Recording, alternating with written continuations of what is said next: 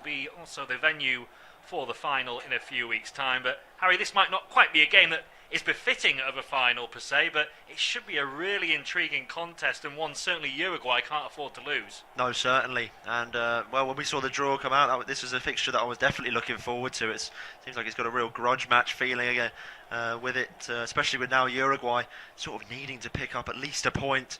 And preferably a win if they want to go into that last game with a little bit more ease. So I'm really looking forward to it, and I think it'll be a bit of a heavy one. We've got a lot of players in the two lineups that are very hot-headed. So I think it's definitely going to be a game that's going to raise a few hairs on the back of the neck. So I'm really looking forward to it. Maybe not as many goals as some of the other games that we've seen today, but definitely I think the quality's there, and they're two massive sides, the two heavy hitters of this group. So I'm looking forward to it.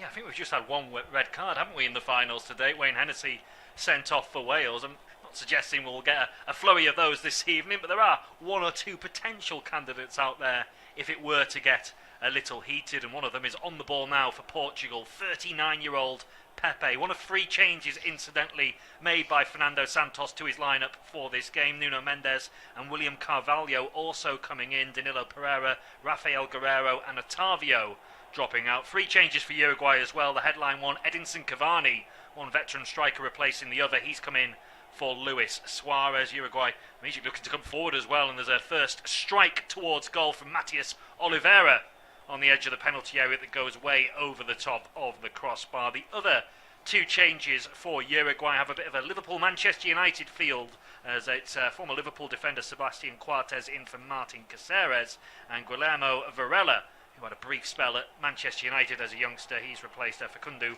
Pellistri, who also has links to Old Trafford, of course. But 2.5 minutes into this game then, Portugal 0, Uruguay 0, and already quite a pacey start. Yeah, it has been. I mean, we've seen shots flying in and challenges flying in. Valverde, right as the first whistle was blown, we saw him fly into a challenge, gave away a free kick, so definitely living up to the expectation that we were looking forward to. So definitely end-to-end so far. I think Portugal have dominated the possession so far, but Uruguay had that shot there, just blazed over the crossbar, so definitely chances coming already this early on.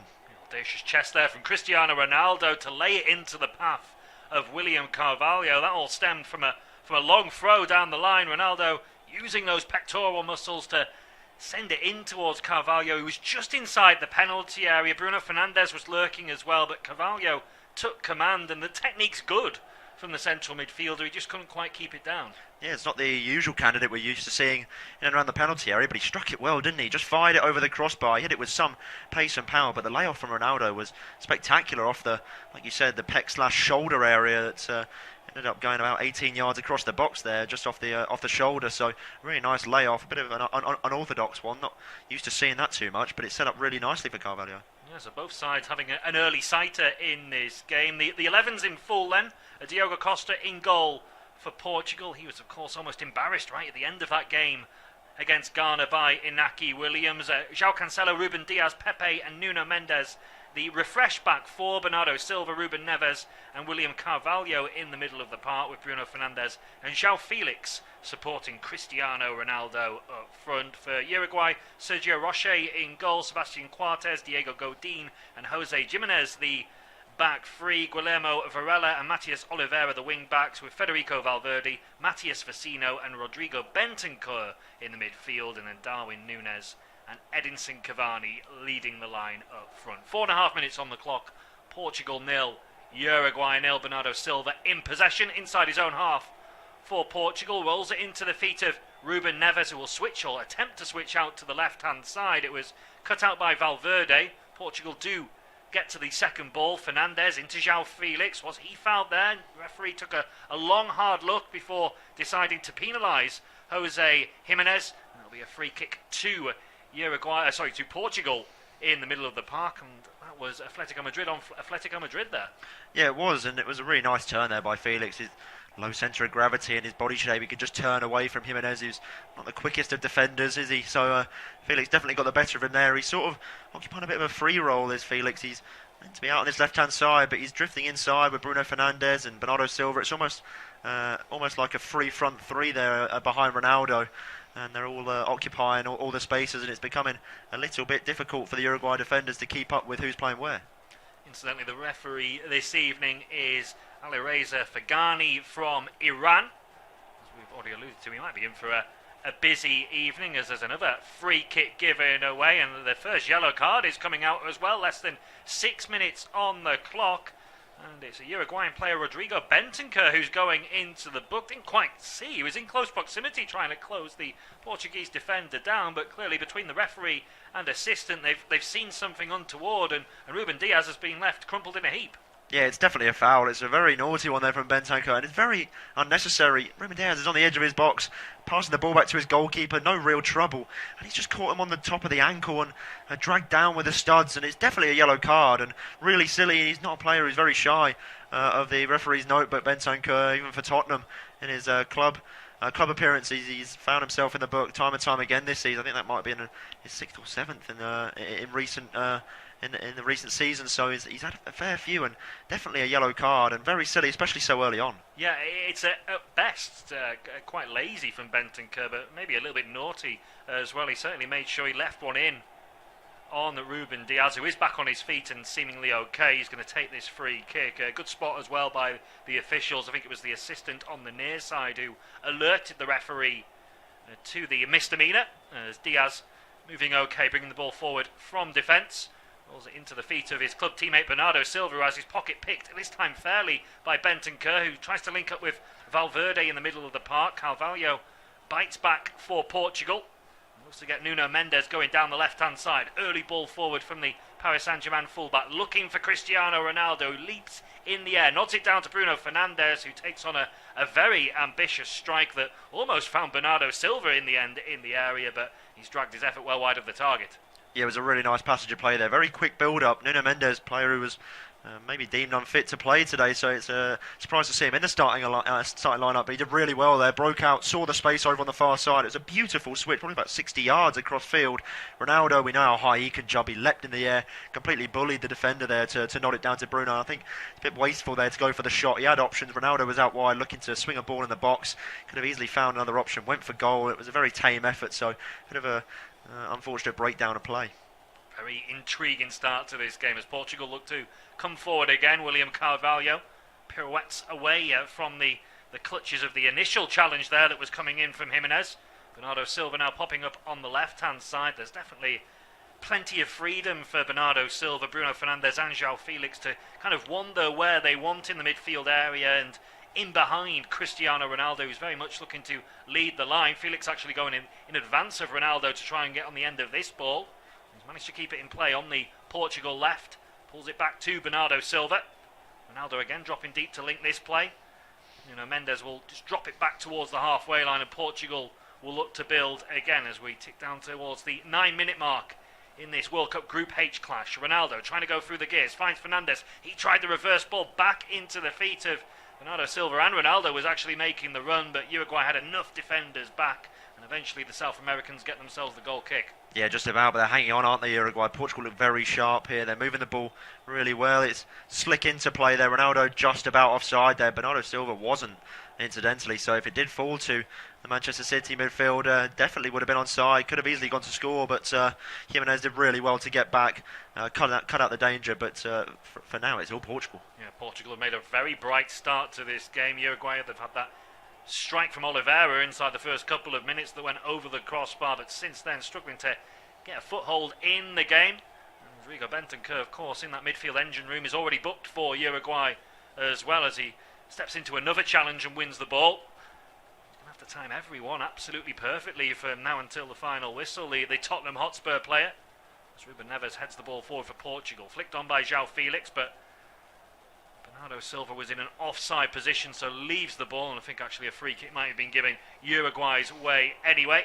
Portugal 0, Uruguay 0. As we mentioned, Portugal beating Ghana in that opening group game, still top of the group, level on points with the African side now after their victory earlier today against South Korea. Uruguay level with South Korea on 1 point, and really needed to pick something up from this game ahead of that grudge and crunch clash with Ghana in the final round of group fixtures on Friday.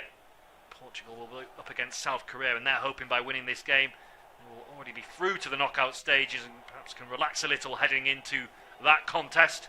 Portugal themselves might have revenge on their mind for taking on South Korea, because South Korea knocked them out of the group stage back in 2002. As that's some good running by Darwin Núñez down the left-hand side, finally getting Uruguay up the pitch. He's won a corner, flicking it off the heels of João Cancelo, and when doing that, he looked to try and get the supporters going behind the goal. Yeah, he's a really fiery character, isn't he, Darwin Núñez? Celebrating winning a corner, just his sort of character, and definitely looks fired up today after that. Finally enjoying a little bit of attacking promise, and they've won the corner. They've got the height in the box if they can make something work. Yeah, they've taken it short though initially. It is now helped into the area and headed towards goal by Jimenez. Lands on the roof of Diogo Costa's goal. I think the keeper was pretty comfortable. That was always looping over the top of his crossbar. One or two claims there was a touch, and it might just have brushed the fingertips actually of the Portugal goalkeeper. Whether it had already gone over the crossbar, it's hard to tell. I think a goal kick has been given rather than a corner, but that's at least a little bit better from Uruguay. Yeah, it is. It was a nice ball in the box. They took it short. I was wondering why they didn't send it to one of the three centre-backs they've got on the pitch, but they didn't. And they went for the short ball, but then the ball did eventually arrive in the area. It was a really nice leap by Jimenez there to get up and fire it goalwards. It was dipping. It was one of them awkward ones for a goalkeeper. Diogo Costa didn't really know whether to let it go or not. Sometimes you can be left with egg on your face and it flies in the back of the net and you've left it. So he sort of was caught in two minds, eventually let it go, but like you said, looked like he might have already touched it, but nonetheless they got the goal kick, Portugal, so they can reset.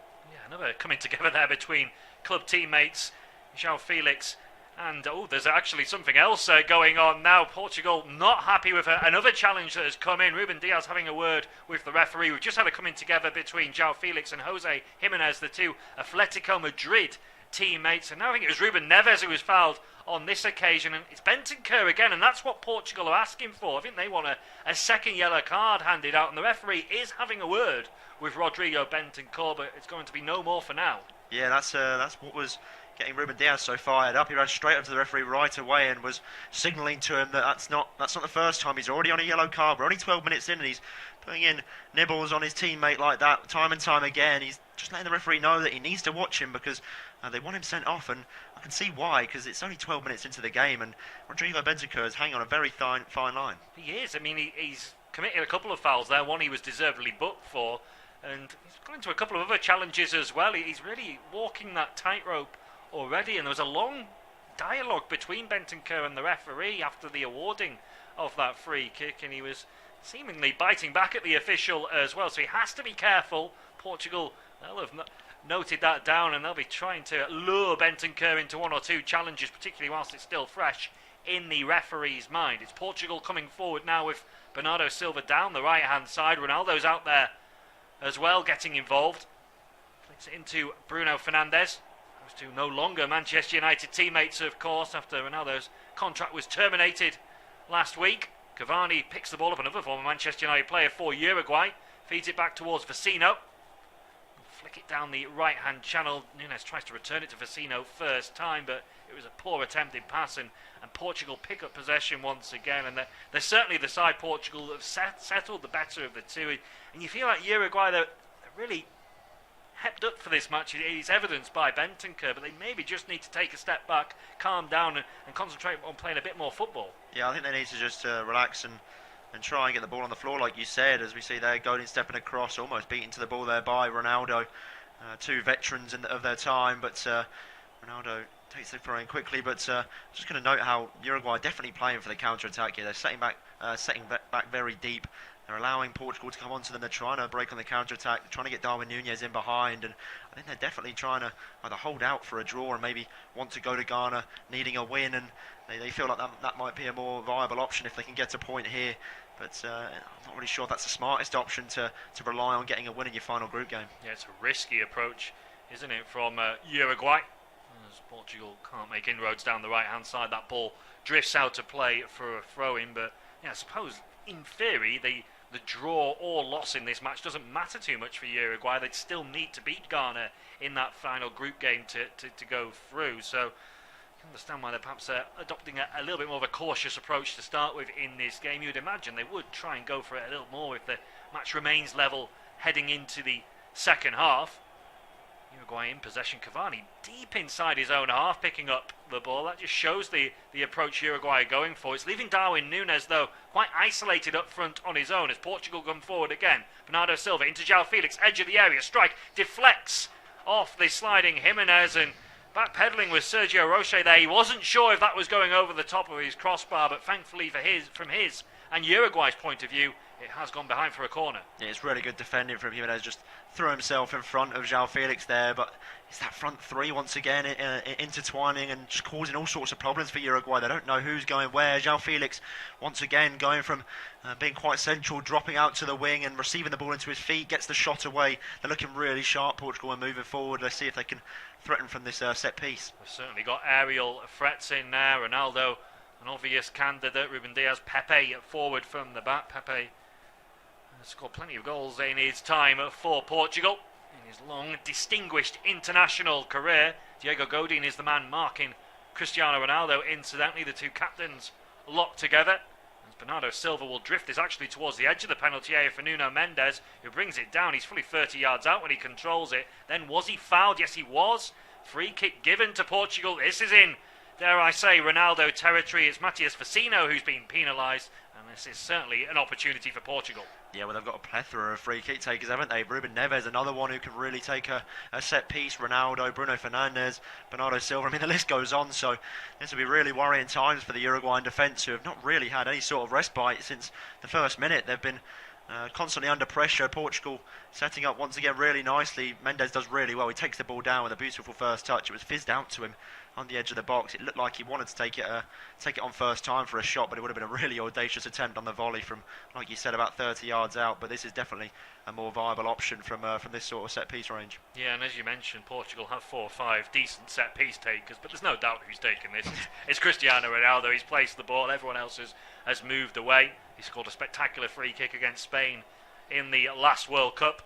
This is left of centre and perfect for his right foot as he steps back and adopts that trademark Ronaldo stance as he prepares to step up and strike this ball goalwards. There's a 5-man Uruguay wall with 2 Portuguese men standing in front of that as Ronaldo does strike it into that Uruguayan wall that does its job, and it deflects behind for a corner.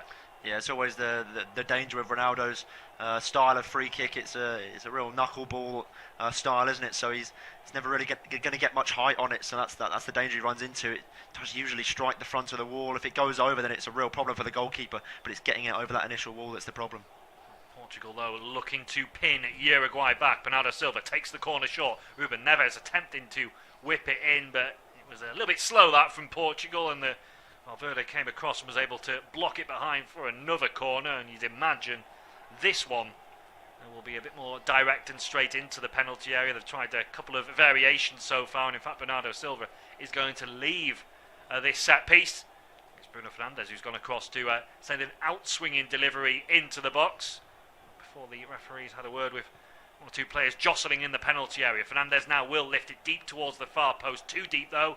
João Felix will not get there, and that's another poor set-piece delivery for Portugal. Yeah, it's strange how they've tried the variation of set pieces. Like we've said, the first one was audacious, but if it went more direct to Nuno Mendes, then it would have looked really good. And then the second one was, like you said, very sluggish. That one, another deep delivery. They've had 3 now in the space of 5 minutes. All of them really struggled to cause any sort of threat to Uruguay. So the Uruguayans will definitely be happy with that, considering how much defending they've been doing so far. But Portugal need to sharpen up from the set pieces. Yeah, 3 corners, and Uruguay defenders had to head the ball away, which is very disappointing from a Portuguese attacking point of view. But they're coming forward again, and they are the better side at the start of this game. The team in red and green. It's João Cancelo, right-hand side, feeds it back into Ruben Neves, who will switch it to the left. Nuno Mendes high up the pitch, low cross into the box, half hack clear really by Jimenez. It comes to Cancelo on the right hand side, trying to interchange with Bruno Fernandes, who crosses into the box. This time it's well cut out by Coates. There's pinball now around the edge of the Uruguay penalty area. Eventually it will fall away of Valverde. He finds Cavani right hand side. Valverde's continued his run. Cavani though goes long up towards Darwin Núñez, who again struggles with his layoff. Can't get Darwin Núñez involved in the game. Uruguay can't get any of their creative players involved, and Portugal at the moment dominating proceedings, 20 minutes on the clock. The only really positive thing from a Uruguay point of view is it is still 0-0. Yeah, that's the only thing that they can really take from this. They've had barely anything going forward. Like you said, Nunez very starved of opportunities up front, as well as Cavani, and that's the danger they play with that flat three in midfield. I mean, we know Federico Valverde can definitely play in that free role. He likes to do it. Real Madrid plays out on the right hand side, drifts in field, but when he's in that midfield too with the two more defensive players, I don't think there's much he can really do when they're going forward. They've set up quite defensively, and that's sort of the pill they have to swallow now. They've already set up, they've made their bed, now they've got to lie in it, and if they are going to get an opportunity, like I said, it probably will be on the counter-attack or from a set-piece sort of area. So for them, I feel like the game plan's working out quite well. I mean, it's still 0-0, so like they've got what they've wanted, but they definitely need to try and get a couple more bodies forward if they're going to threaten Portugal outside of a set-piece sort of situation. Yeah, you could argue they have limited Portugal. There's been no real clear-cut chances on goal for Fernando Santos' side, and certainly no saves really for Sergio Rocher to make in the goal. But it does feel like Uruguay are being pinned back for large spells, or they have been pinned back for large spells in these opening 21.5 minutes. They perhaps need to get a bit more of the ball and try and get Nunez and Cavani more involved in the final third, as another attempted ball over the top from Uruguay is easily cut out, and Portugal will come forward again. Carvalho exchanges passes there with João Felix. Mendes now back into William Carvalho, who's been heavily involved in the play in these opening exchanges. It's worked out now to Bernardo Silva, right hand side. He's got Cancelo in support. Instead drifts back in field to Carvalho, who tries a very audacious scoop with the outside of his right foot that didn't quite come off. But again, Portugal pinched the ball back. And as I say, that Carvalho loses it once again, and maybe now Uruguay can think about coming forward. Portugal do have a man down, and sportingly, perhaps a little bit belatedly, Matias Oliveira does play the ball out of play. It's Bruno Fernandes who's on his haunches, but it looks like he is going to be okay. Yeah, he's back to his feet now. I think maybe just Paul run over the referee's eyes there. Bruno Fernandes, the second the ball went out, he was back to his feet. Antics that we're used to seeing from the Manchester United midfielder. He just catches Darwin Nunez on the bottom of the foot. Nunez went down as well, was straight back to his feet himself though. But yeah, Portugal looking good. I mean, it was a very audacious attempt, that flick from Carvalho, similar to Vincent Aboubakar's goal earlier on today that he scooped over the goalkeeper's head, but that one was more of an attempt of a pass. Didn't really work out too well though. That's a nice ball around the corner by Bruno Fernandes to find Cristiano Ronaldo. Left-hand corner of the penalty area. He puts a deep cross towards the far post. It doesn't find a teammate initially. Fernandes will keep the attack going on the right-hand side. Pulls it back to João Cancelo, who will whip a low, hard cross into the box. Cut out by Coates, but Portugal will come again. It's switched by Fernandes across to the left-hand side of the penalty area where João Felix brings it down. Exchanges passes with Nuno Mendes. Portugal probing inside Uruguay's final third. Ruben Neves getting involved across to the right with Bernardo Silva. Pocket of space for him as he backheels it to Bruno Fernandes, who returns it to Bernardo Silva. Oh, had that touch been a little bit better from Silva, and certainly out in front of him, he might have had a chance on goal. Instead, Portugal have to recycle back out to Neves once again, and now they're all the way back on the halfway line with Ruben Diaz. But it's Portugal 0, Uruguay 0. We'll bring you independent off-tube studio commentary. We're just over midway through the first half. I'll hand you over to Harry to take you through to the half-time break. Yeah, Portugal once again settled in possession, as like you mentioned, they looked very threatening just a second ago there. Bernardo Silva's first touch really let him down. The ball ended up behind him instead of in front like he probably would have liked to, because he definitely made that splitting run in behind the defence. Nobody was catching him, so if he got the ball out of his feet, a shot on goal would have been imminent. For now though, they're settled back. It's with Carvalho. He's got options out wide. He drops back into Neves, who's in that machine in the midfield as he's just making things tick from deep. His passing range has already been predominant in this first half. He's been making things tick in that Portugal midfield. João Cancelo, the ball switched over to him on the right hand side, hands by his side, almost asking for a player to show themselves, but they'll have to go back into Ruben Diaz, and now they're starting to make things tick here. Portugal, the ball out towards Mendes on the left hand side, direct ball in towards the box. Another lackluster first touch there from Bernardo Silva, and well, that's the second in about 3 minutes or so, and Portugal, as threatening as they're looking, just as it gets to that biting point at the end, it's just falling apart. Yeah, I mean, they're dominating 75% of the possession, and they look really good on the ball in the central areas, but when they try and go through the gears, it's just not quite clicking. The final touch, the final pass isn't quite there, and it'll be a frustration for Fernando Santos, because to have 3/4 of the possession for 25 minutes of this game, they're still yet to hit the target with a shot. That'll be a disappointment, and you can't give credit to Uruguay defensively, but you feel Portugal need to be offering a bit more. Yeah, it's a real direct ball there from Bentancur, trying to find Darwin Núñez. His first touch was once again poor, as he went straight to Pepe, and what Uruguay do have going forward, they've got the chance there to try and make something work. That was a nice direct ball in towards the Liverpool striker, but he couldn't do anything with it, and once again they've relinquished possession, and Portugal back in the driver's seat in terms of having the ball at their feet. And well, Pepe's had to fire the ball back towards Costa in goal, who will restart from his own penalty area. But as much as we say, Portugal will be frustrated that they haven't hit the target yet, they're playing very well against a very decent Uruguay side that we've seen as of late, so they can't be too unhappy about the way they're performing.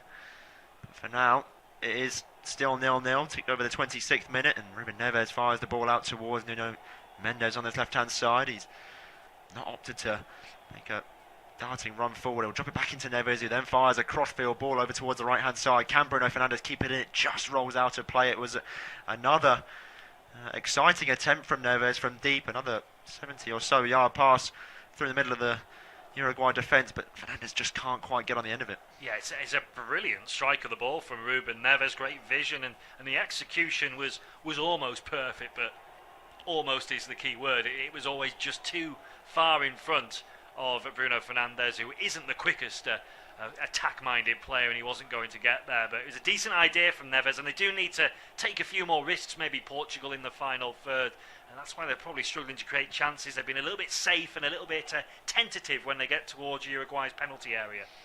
Yeah, maybe a spark of magic from one of them fantastic players in their forward line might be necessary for them to break the deadlock. João Felix just not allowing the throw-in to be taken there by Jimenez. He just holds on to the ball. Jimenez gives him a swift shove in the back there to get the ball back off him.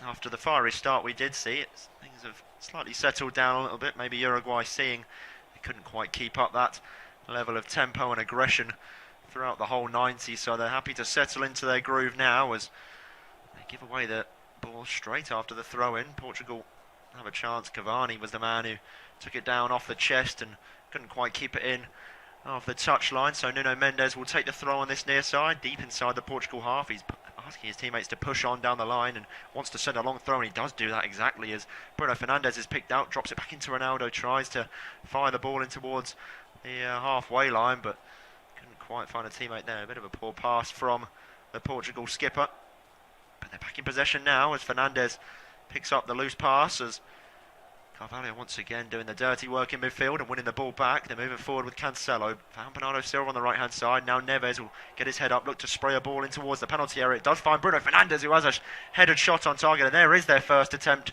at goal for Portugal. It was a really nice ball deep in towards the back of the penalty area, and Bruno Fernandes completely unmarked. The angle was against him, but it still managed to find its way on target. Yeah, it is a decent ball from Ruben Neves. It's way offside though, Bruno Fernandes, isn't he? Just looking at the replay when he gets on the end of it, and his header was the angle. He's almost on the byline when he's heading it. He was never going to trouble Sergio Roche. I think Cristiano Ronaldo was waiting for a nod down from his teammate that never came. But as we say, it all proved irrelevant in the end because Fernandes was well offside. Yeah, Uruguay, will restart and hold the ball for the first time what seems like a long time, as they've relinquished possession and every single time they've had it themselves, not really been able to build anything going forward. It's been quite disjointed between their midfield and their forward line, and once again another example there as the ball through the Portugal defensive line. It seems a little bit Hail Mary for Uruguay so far, but they have won the ball back here. It's a nice ball into the box by Vecino, but he can't beat the first man. Pepe, the veteran, coming across to close down the angle and clear the ball away for a throw-in, but Uruguay finally enjoying a bit of time in the Portugal half. Yeah, and they need this because it does feel disjointed from Uruguay going forward. at the moment. They're playing this 5-3-2 formation, but the two, Cavani and Nunes, remain very isolated. Valverde, the one you'd want to get up there, as you mentioned earlier on, as the support, the link player between midfield and attack, he's having to do so much defensive work in his own half that when Uruguay do get the ball back, he can't get up the field quick enough, and it ends up being just a long ball forward, and it's difficult for Nunes and Cavani against the Portuguese backline to make anything of it. Yeah, Bentancur is running further and further away from goal here as he's pushed and pushed out of possession before relinquishing play towards his teammate. So it is back with another one of the experienced men in that back line for Uruguay. Godin having to go back towards Rocher in goal. Will receive it back though, as Carvalho is the furthest man, one of the furthest men forward for Portugal.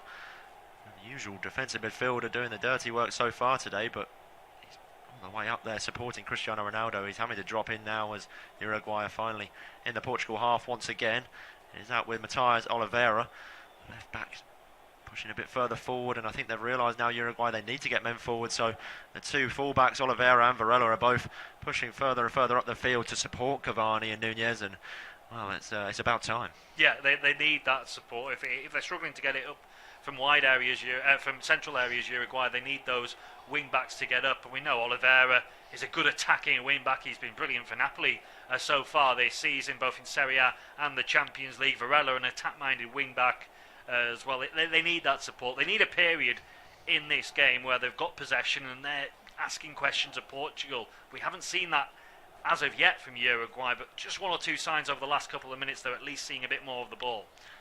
Godin dropping it back in towards Rocher, who's under pressure from Cristiano Ronaldo. He'll try a ball over towards this near side, but can't pick out Varela, so Portugal just about regain possession, but only for a momentary period, as now bounding forward is Rodrigo Bentancur. He's taken on a few players here, he's through on goal, he has the shot, and that's the biggest chance we'll see in the game. Rodrigo Bentancur with a massive opportunity, a really good run from the Tottenham midfielder, but he just can't finish off the chance when he goes one-on-one with the goalkeeper. Absolutely superb feat from Bentancur. He's put one or two questionable challenges in this game so far, but they take nothing away from this quality, the dancing feet. It looks like Portugal have him exactly where they want him. They've got three defenders around him on the edge of the penalty area, but he somehow weaves between them with that neat footwork from left to right, and it looks like he's just going to slot the ball beyond the advancing Diogo Costa and into the back of the net. But credit to Costa, he's out really quickly, makes himself as big as possible, and just gets enough on the ball to deny Bentancur, as you say. By far and away, despite all of Portugal's dominance territorially, that is by far and away the best goal, best chance of the half so far. Yeah, Uruguay really should be 1-0 up here. They probably don't deserve to be, but from that opportunity, you can't really say anything other than it's got to go in the back of the net. But like you said, take nothing away from Diogo Costa. He's almost met Bentancur on the edge of the 18-yard box before making himself really big, closing down that angle for Bentancur to get the shot away.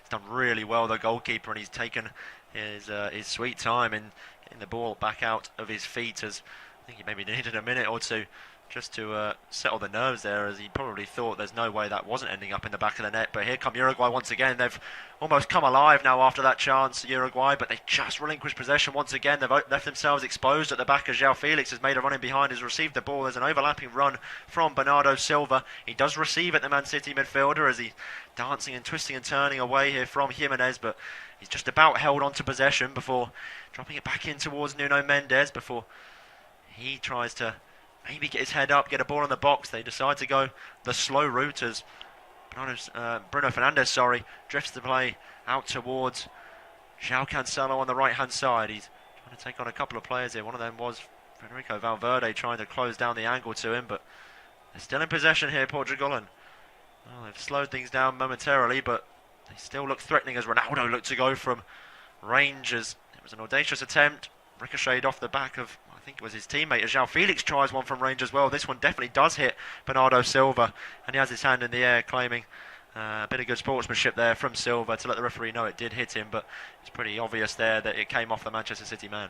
Yeah, and a little bit desperate from Portugal, where for a couple of efforts from range from Ronaldo and João Felix, where there was a wall of bodies in front of them, there wasn't really an opening to strike towards goal, but I think they've taken it on because it's a lack of spark, a lack of a creativity in the final third, perhaps a lack of movement as well. But it's a worry for Portugal because they have dominated, and we've just seen Bentancur with the best opportunity of the game, and Uruguay really, despite being pinned back, should be 1-0 up.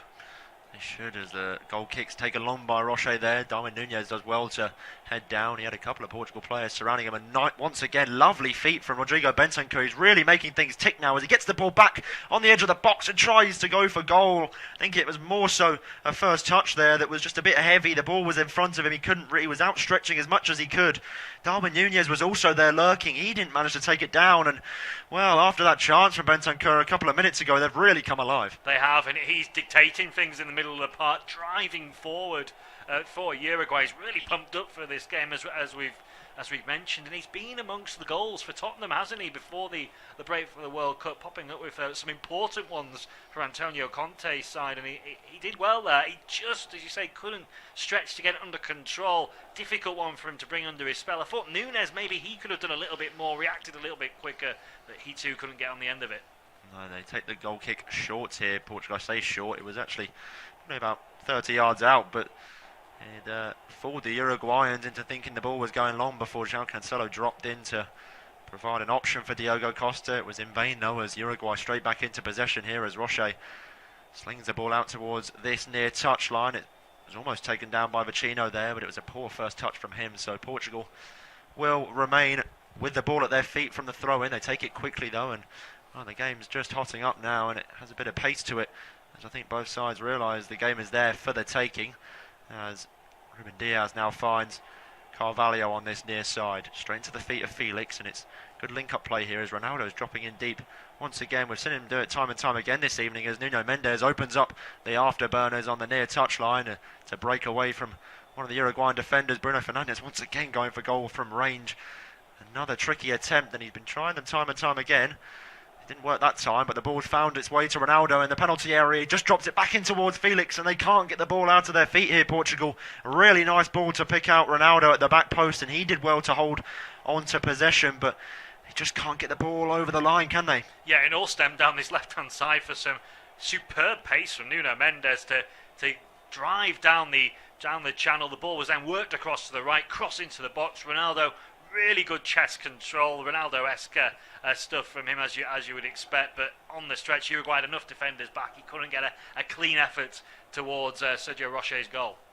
Yeah, really good play there from Valverde. Good awareness to realise he could have taken the ball down there. It looked like he wanted to clear it, but he knew no Portugal players were surrounding him, and now here comes Darwin Núñez taking on Ruben Neves, and he can't keep up with the pace of the Uruguayan, and he's done really well to hold on to the ball before throwing it off to Varela on this near side, and he's been brought down by Ruben Neves. Then that will be the second booking of this evening's game, and well, it's no complaints there from Neves. He realised the hand was over the back of Varela. It was a naughty one, and he's given away a free kick in a dangerous position. Yeah, a little bit needless as well, I would say, from Neves. He tracked Darwin Núñez and followed the ball out to close down Varela, who steps inside. And there's a defender behind Neves who was covering. I think it was Mendes who was waiting there to challenge Varela cleanly, but Neves puts his hands on the back of the Uruguay wing back. He goes down, and once that happens, the referee gives a free kick. A yellow card was always going to follow. Yeah, it's a needless yellow card from Ruben Neves, another player who's no stranger to the referee's book, as Federico Valverde, the Real Madrid star man, is standing over the free kick. The man who everyone tipped to bring Uruguay out of this group, the man who's going to lead them into the knockout stages of this World Cup campaign. He's standing over the free kick here. Looks like he's gearing to send the ball into the box for somebody else to finish off. Really, any way he could go for goal from here. It'd have to be a great effort if he did. The way he's positioned tells us it will be a cross. The referee just having a few choice words with some of the players in the box. He's going to stop the game once again.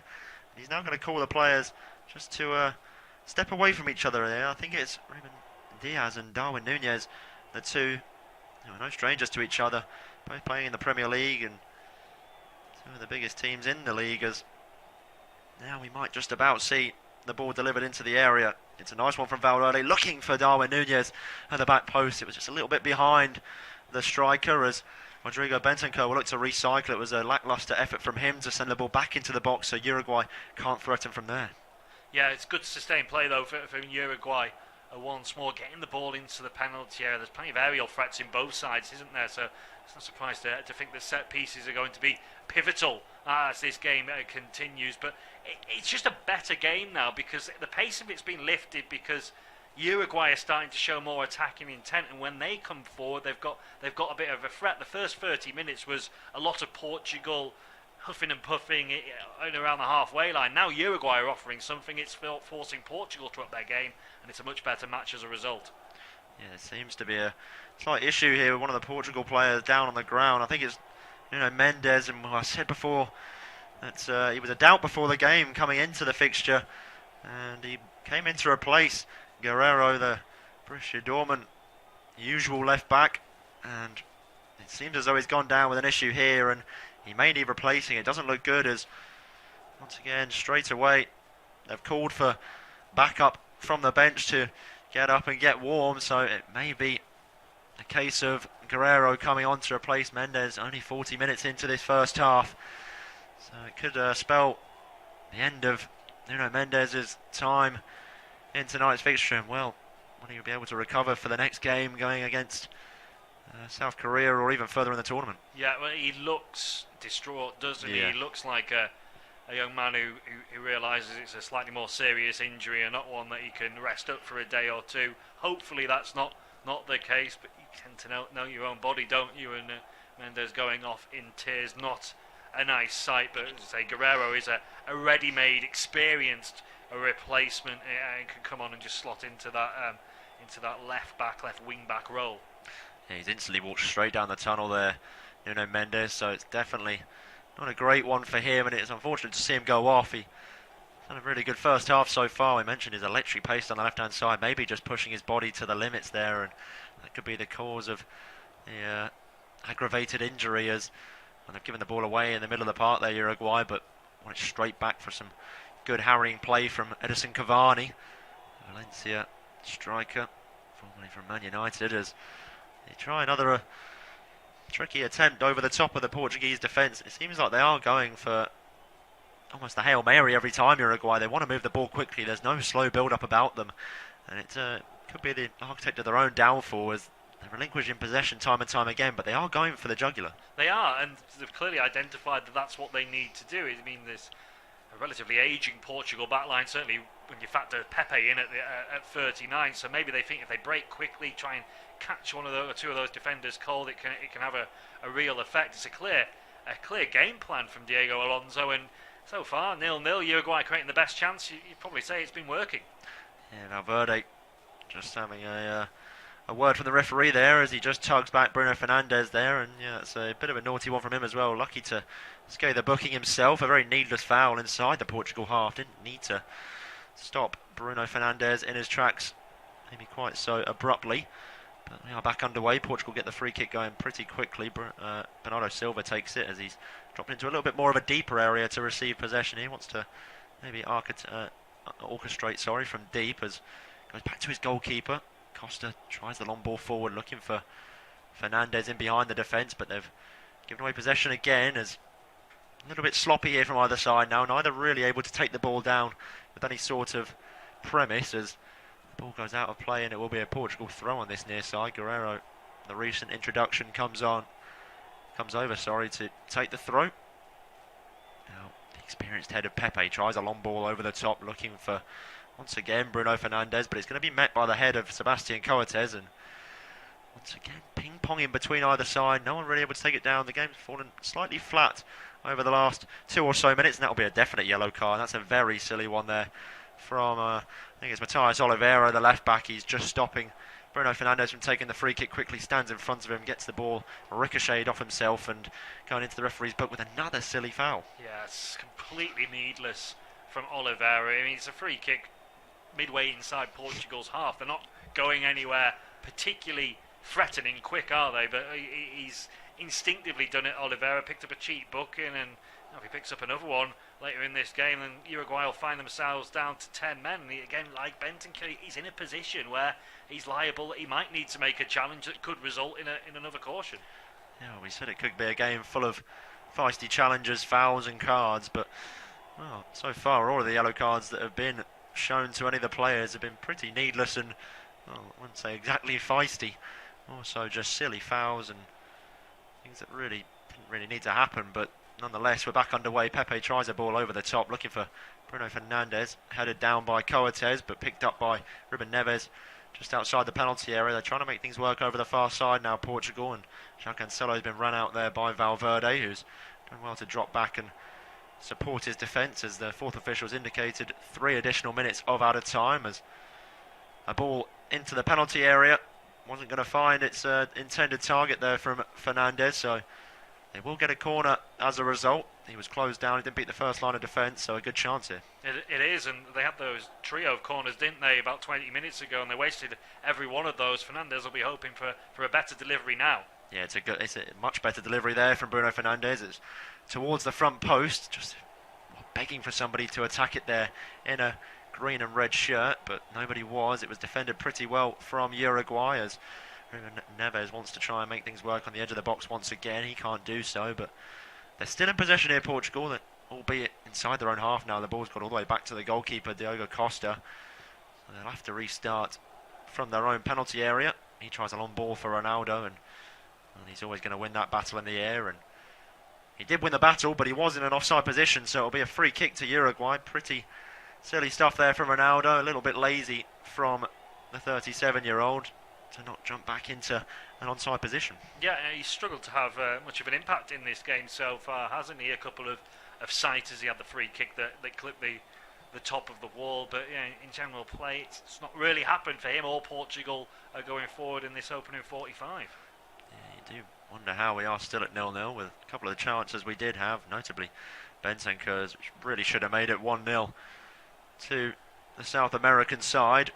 But still we sit at 0-0, around about a minute and a half left of this first half in injury time. Long ball forward from Diogo Costa, looking for Bernardo Silva. He's been beaten in the air there by Bentancur, but he will receive it back there, and now Carvalho does really well to skip away from the oncoming challenge of Vecino. So they'll have a free kick inside their own half, Portugal, and well, not much time left, so they'll need to throw the bodies forward if they want to go into the break leading. Not exactly throwing bodies forward, as Ruben Diaz drops the ball off quickly towards Ruben Neves.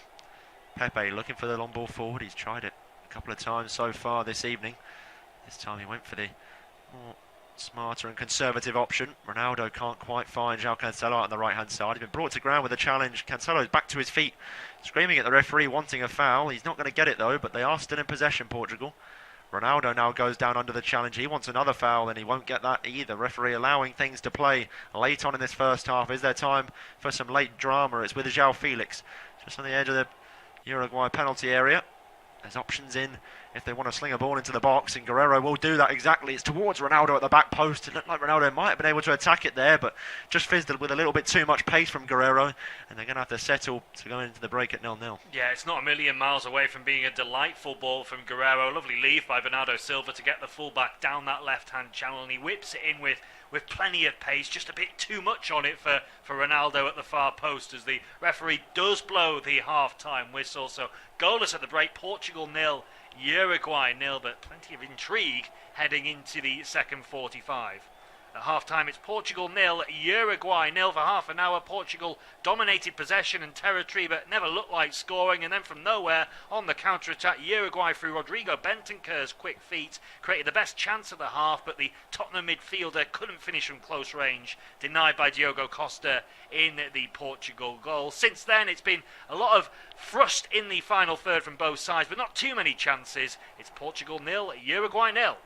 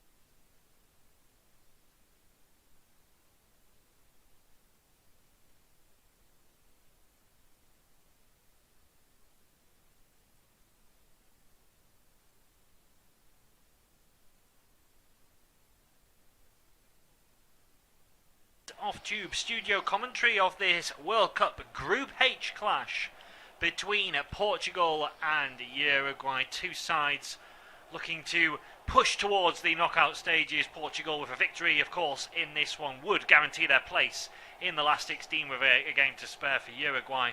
If they were to win, they would go above second place Ghana, heading into a crunch clash with the Africans in the final round of group fixtures on Friday. It's myself, Tom McGarry, and Harry Jones talking you through this evening's coverage. The second half has just got underway. There doesn't appear to be any changes made by either side.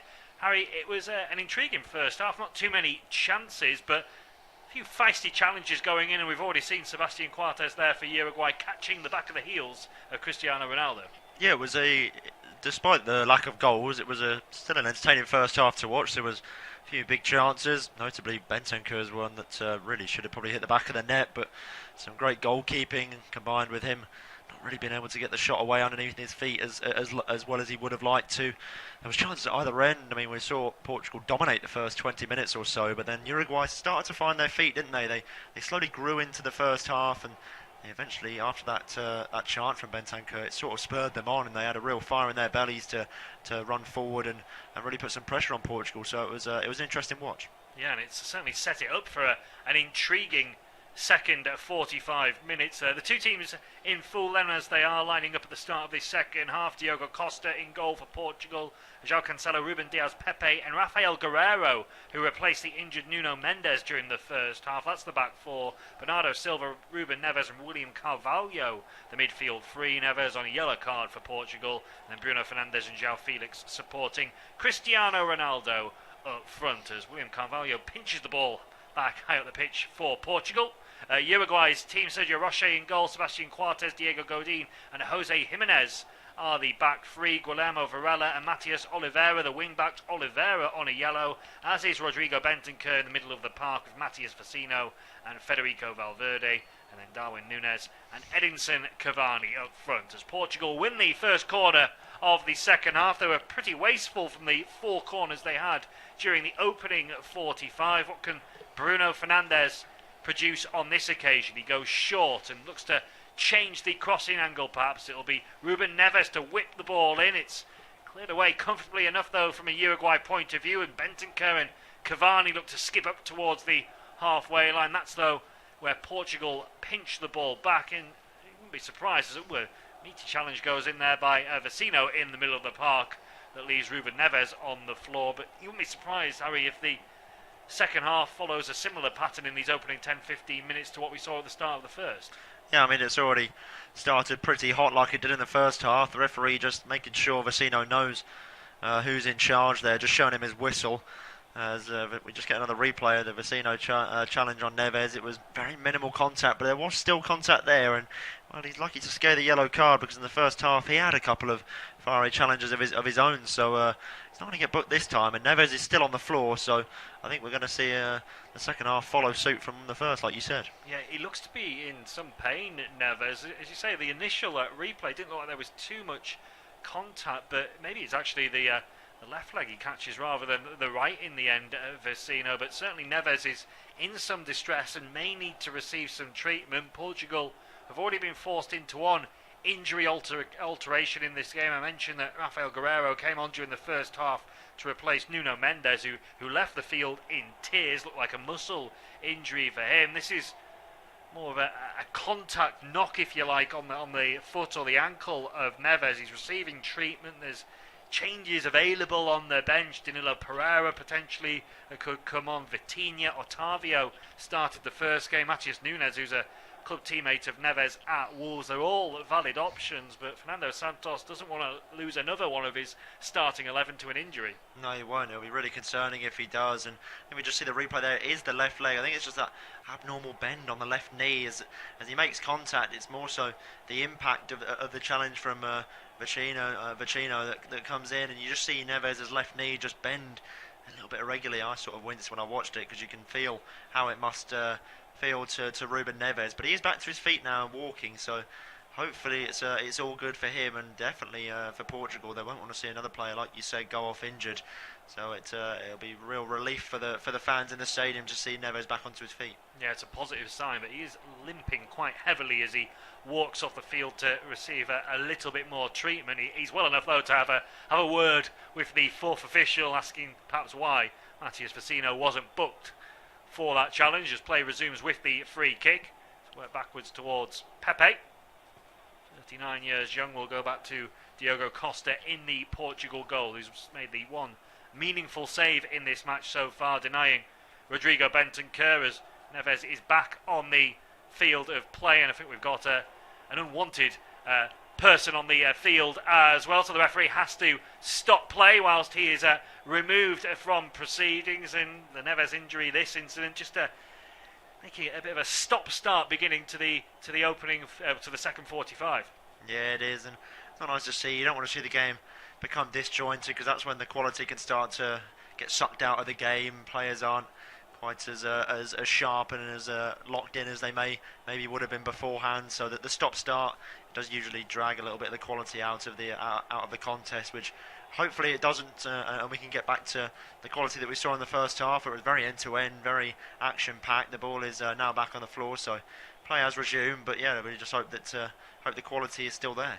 It's a slice clearance from Diogo Costa for Portugal, won in the air by Vecino. It's Portugal who quickly pinched the ball back, and it's a good bursting run from Bernardo Silva away from a couple of challenges. Finds João Felix into the penalty area on the left-hand side, strikes towards the near post, and it hits the side netting.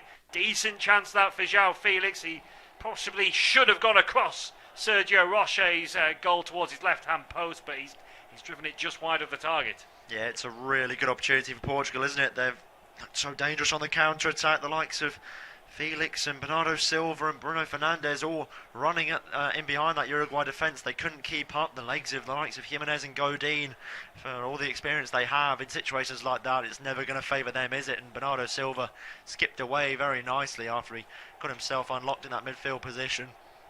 Felix did really well to get the ball out of his feet there. The angle was always closing up. The closer and closer he got to goal, and he's just tried to slot it in that near post. I'm not sure it was the right idea. Roche looked to have his near post covered at all times, so it wasn't as if he'd left a gaping gap for Felix to find. So maybe a cross goal would have been the better option, but nonetheless, positive signs in the second half. Yeah, a rare chance for Portugal to counter-attack and exploit that space in behind. Uruguay have sat back deep so far in this game. They don't want their defence to get exploited for perhaps a lack of pace.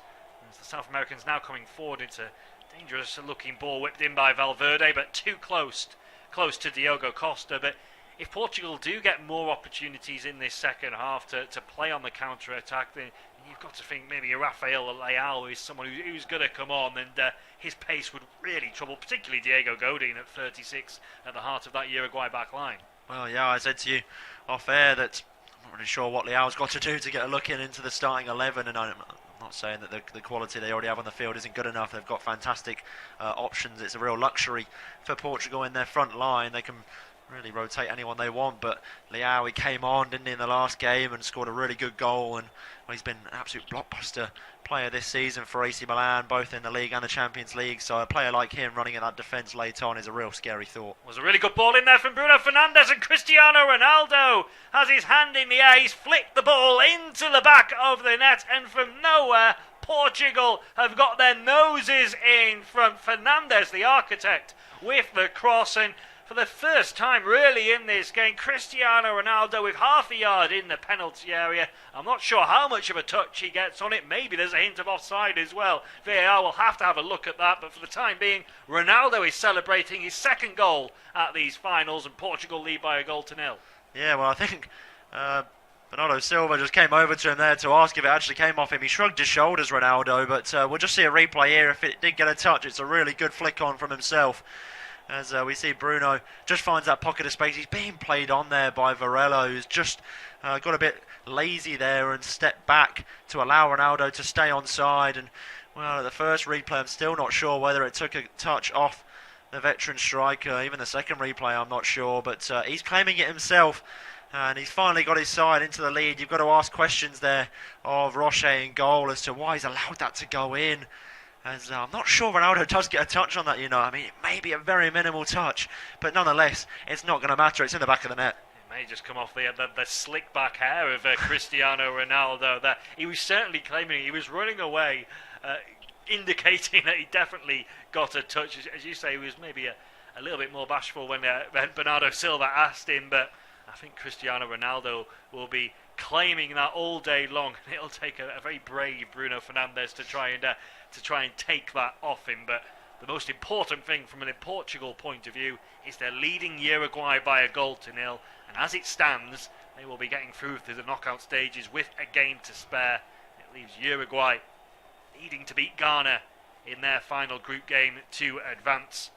Portugal as well will be up against South Korea, and Uruguay will be relying on Portugal not to allow South Korea to get a victory in that game as well, because that would complicate things in terms of goal difference. But there's still a long way to go in this game, probably over 40 minutes with the stoppage time that we've been having at these finals, as Portugal look to come forward again. Ronaldo, he's too slow there to offload the possession. João Felix was in all kinds of space. Had Ronaldo been quicker, the Atletico Madrid man would have been bearing down on goal, but Ronaldo's got possession back. This time he's lining up a shot from fully 40 yards, and he's been challenged by Darwin Núñez. He's down in pain, Ronaldo, but Uruguay perfectly entitled to carry on, and Núñez bringing it forward down the right-hand side. He's only got Cavani to aim at with his cross. He whipped in with pace, but too close to Diogo Costa.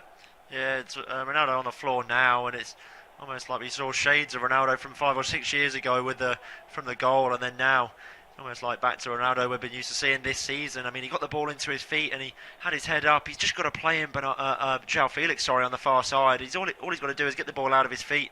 Gets greedy, goes to take an extra touch himself. You could tell the whole time he wanted to take the shot on himself, and he really needs to offload that to João Felix, because he's completely in behind the defence there, and he's just sort of wasted an opportunity there. He then went for another audacious attempt from 30 or so yards out, and now he's been caught from Darwin Núñez, and now he's on the floor injured. Yeah, and he's in a lot of pain. It was an outrageous attempt that he was lining up from 35, 40 yards out, and as he swung back his leg, Núñez nipped the ball, and Ronaldo kicked the back of the Liverpool striker. He's back on his feet now, Ronaldo, but he's given the ball away, and then he starts limping again. Once he has given it away, Varela will cross, though, in the meantime for Uruguay, looking for Cavani, who just stole half a yard in the penalty area, but on the volley, technique was difficult, and he gets it all wrong.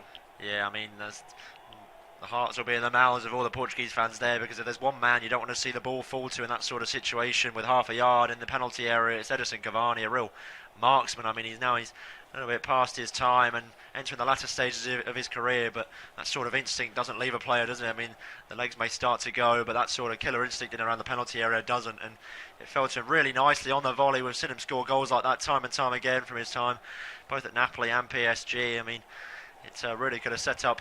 It couldn't have set up any better for Cavani there, but he just couldn't get it out of his feet, so they're going to live to fight another day here, Portugal. Yeah, 4 goals in 7 appearances so far this season for Valencia for Cavani, and he's also looking to score in his 4th World Cup in Qatar. Scored in 2010, 2014 and 2018 for Uruguay, part of that Uruguay side that reached the semi-finals 12 years ago in South Africa. Bernardo Silva for Portugal rolls the ball back to Ruben Neves. He's recovered from his knock, incidentally. Pepe now looking the ball across to William Carvalho. He's had a pretty effective game in the middle of the park. We'll go now across to Ruben Diaz, and Portugal happy to just keep possession on the halfway line. João Felix dropping deep to get involved. Neves skips away from the challenge of Darwin Núñez. Keeping the ball at arm's length away from Uruguay at the moment, Portugal, although Cancelo's taken a bit of an unnecessary chance trying to nutmeg Oliveira. Now Núñez is breaking forward for Uruguay, and he strikes towards goal. It's a low effort that's almost trickling towards Diogo Costa once it reaches the goalkeeper, and he can just land on top of the ball and take this thing out of proceedings. Yeah, it just didn't really have that bite behind it, did it, from Núñez? A real daisy cutter there that just didn't really have much going for it. It was a tame effort, but you can't really blame it. It set up really nicely to have the shot. The space opened up, and a player like Núñez is always going to hit it from there. Yeah, they're coming forward again. Uruguay, it's Valverde. Rolls it into the feet of Rodrigo Bentancur. Haven't seen too much of him at the start of this second half. Heavily involved in the first. He's got it again, the Tottenham man. Pulls it across to Sebastian Coates, and Uruguay with a bit of possession inside Portugal territory. Bentancur again involved. Plays it back to Coates. Space on the left-hand side for Oliveira. Actually came quite narrow there, the left wing back to get involved. Bentancur will return it to the Napoli man who might fancy a strike towards goal. He'll instead try and feed it into Nunes. Back to Bentancur once more, midway inside the Portuguese half. Uruguay will now try their hand down the right-hand side with Varela. Valverde involved as well, as is Jimenez. He'll whip a cross towards the far post. Too much on it, though, from the centre-back. Nunes won't be able to keep it in play, and it goes out for a throw. Yeah, it just seems to be a lack of creativity for Uruguay in the final third. We just see clips of Luis Suarez on the touchline with a bib on, seemingly, I think, supposed to be warming up, but he's more so just spectating his teammates. And Luis Suarez of maybe 10 years ago would have been a great asset to have on the field for this Uruguay side, but maybe not quite the same player he was then, but they've not got that creativity in the final third, have they, the Uruguayans? Every time they do get in a nice pocket of space, it seems to be a real confusion on what to do, and it ends up with just a ball in a hopeful area, more of a percentage ball for Darwin Nunes to try and win. Bentancur now bringing it forward and finding Nunes on the edge of the area for Uruguay. He was claiming he was being fouled, but used his hand as well to try and bring it under control. Referee spotted that and gives the free kick Portugal's way. And this perhaps tells you where Luis Suarez is at in his career, because Uruguay are going to make a double change, but it's not involving the former Liverpool and Barcelona player. Georgian de Arrascaeta is the first player coming on. He's going to replace the skipper, Diego Godin, so that's an attacking midfielder, a number 10 in every aspect, if you like, coming on for Godin. And the other player coming off is a defensive midfielder, Vecino, and Pellistri coming on. Facundo Pellistri, the Manchester United youngster, is an attacking winger. So the two attack-minded changes from Uruguay. Possibly they might revert back to a back four like we saw against South Korea. But yeah, that's a Diego Alonso showing his hand, if you like, and trying to get Uruguay going in an attacking sense. Yeah, that's definitely what he's trying to do now. I think he's realised it's now or never. It doesn't really matter whether they lose this game or draw it. They need to win if they want to take the pressure off that game against Ghana. So a draw doesn't put them in any sort of favourable position. So you might as well go out and lose now. If you're already 1-0 down, you've still got to beat Ghana either way. So it's bold from the manager, but it's something that needed to happen. Yeah, and almost got an opportunity there. Diogo Costa, the Portugal goalkeeper, clearing it against Darwin Nunes, but it's deflected away to relative safety from a Portuguese point of view. Foul there on the far side on Bentancur by Bruno Fernandes, but the referee spotted it. Happy to play an advantage. The Iranian official has had a decent game so far. The ball bouncing around on the edge of the Portugal penalty area. De Arrascaeta gets his first touch since coming on. A man who plays his football in Brazil with a Flamengo. He was a member of the squad back in 2018 as well. The 28-year-old Pellistri, as we mentioned, he's at Manchester United, but has rarely featured, well, hasn't featured at all actually during his time at Old Trafford. Spent the last season and a half on loan at Alaves. He is back on United's books at the moment, but yet to feature under Eric Ten Hag. As João Felix for Portugal. That's a nice ball out to Guerreiro. Left-hand side, crossing position. It's a really tantalising ball. Flicked half clear by Oliveira. Felix can't keep it alive for Portugal, but what a cross in that was from Guerreiro. And if Oliveira wasn't there, Cristiano Ronaldo might have had his second of the game. Yeah, he was making really good inroads in the box, wasn't he? Ronaldo came across, got himself in the perfect position, and he just couldn't quite find a really good defending, though. He is onside upon the second replay. Valverde just playing him on, but like you said, a tantalising ball there from Guerreiro to pick out Ronaldo. It's really good defending from Oliveira. I think Felix does very well as well to try and keep it alive. He flicks it back, stretching as much as he could, but I think it was his teammate Carvalho in the middle who just had a different idea and wasn't quite in the right space, but almost fell nicely to him as well. Said Ronaldo's looking for his second in the game.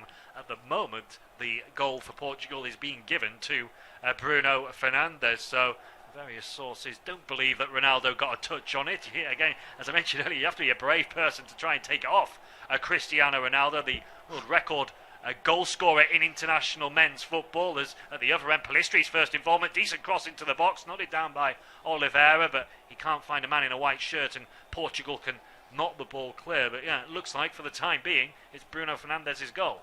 Yeah, I mean, you said it yourself, and I don't think if I was Bruno Fernandes, I wouldn't be arguing it too much. But I did see on the replay, I said, I don't think it has touched him.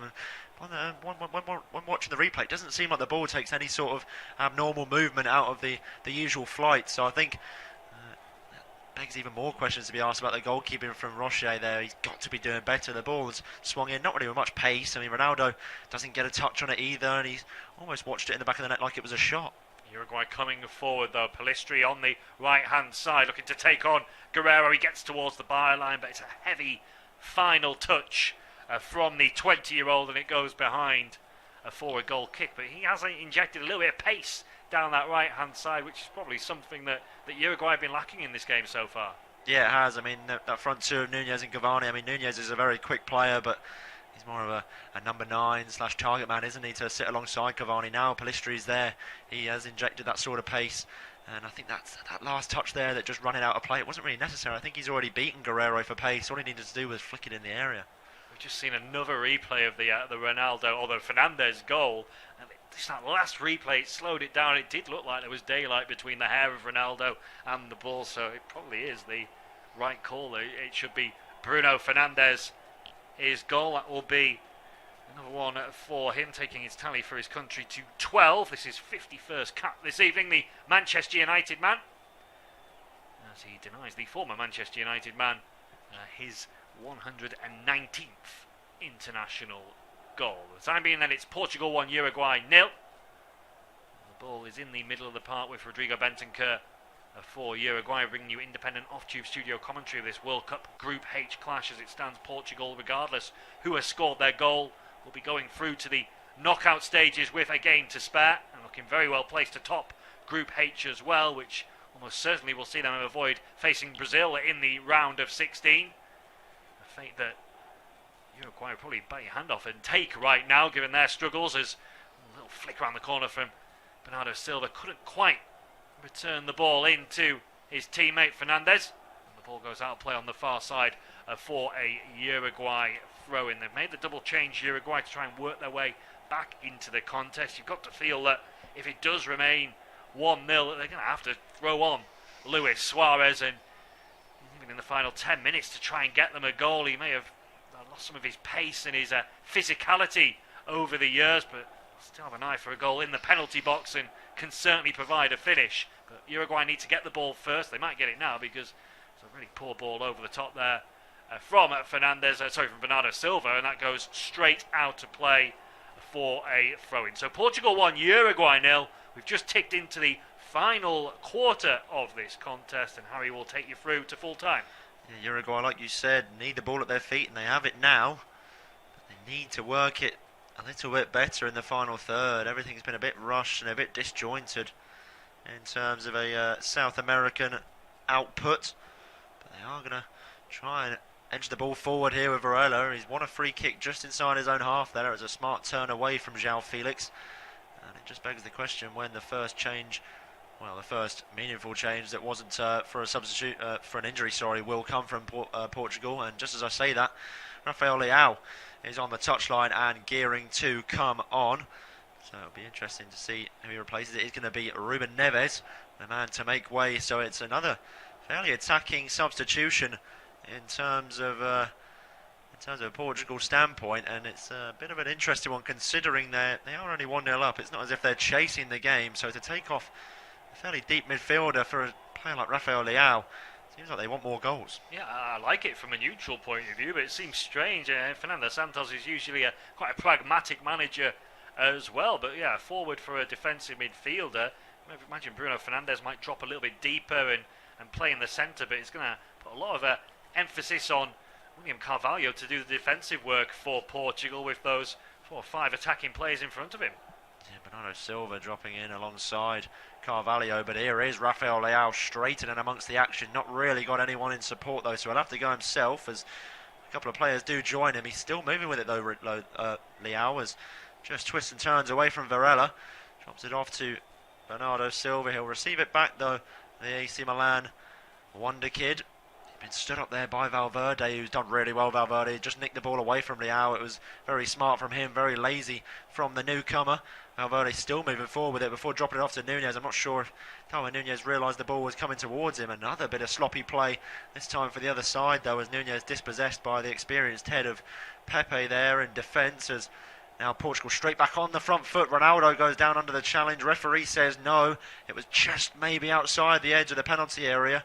Might have just been inside though, as coming forward is Arrasqueta. He's got no options in support, so he's almost back down to a walking pace before dropping it off to the other recent introduction for Uruguay, Pelistri. Gets it back off Arrasqueta. They play another one in between each other. Really good link-up play from the two substitutions. Ball in the box was met by nobody, but it's almost fallen down to another Uruguay man. They're trying to make things work here. It's a little bit better for the South American side, but just as it gets to the final touch, it's just not quite there for him. Yeah, really good play between the two substitutes, Pelistri and Arrasqueta, and he can't do any more. Arrasqueta plays it into a dangerous area, but both Darwin Nunez and Edinson Cavani caught on their heels. No one gambling towards the edge of the 6-yard box, and it goes away. At the other end, Ronaldo, I think he was looking for that penalty decision all day long, and the officials got that one right. As Uruguay preparing two attacking players to come on in Luis Suarez, the man we've already mentioned, and Maxi Gomez as well. Yeah, Maxi Gomez now playing for Trabzonspor in the Turkish league. He's looking to come on. A couple of experienced players to hopefully claw something back from this tie for Uruguay. Here it is, Darwin Nunez trying to take on a couple of players, but he's just been run out there and hounded by Portuguese bodies. They have given the ball away there, Portugal. Just on the touchline, Oliveira does well to almost keep it in, but his heavy touch allows it to go straight out for another goal kick. They're just not making things work here when they are getting that loose ball. They're not making use of it. It's beginning to get quite frustrating for them Uruguay players. Yeah, it certainly is. It's that Darwin Nunez who's coming off, and Edinson Cavani, so it's just a straight like-for-like change up front for Uruguay with Gomez and Suarez on Cavani. He's not realised yet, or he has realised that he doesn't want to leave the field. His hands are on his hips. Don't think he can quite believe that a decision. Nunez has quickly gone off the field.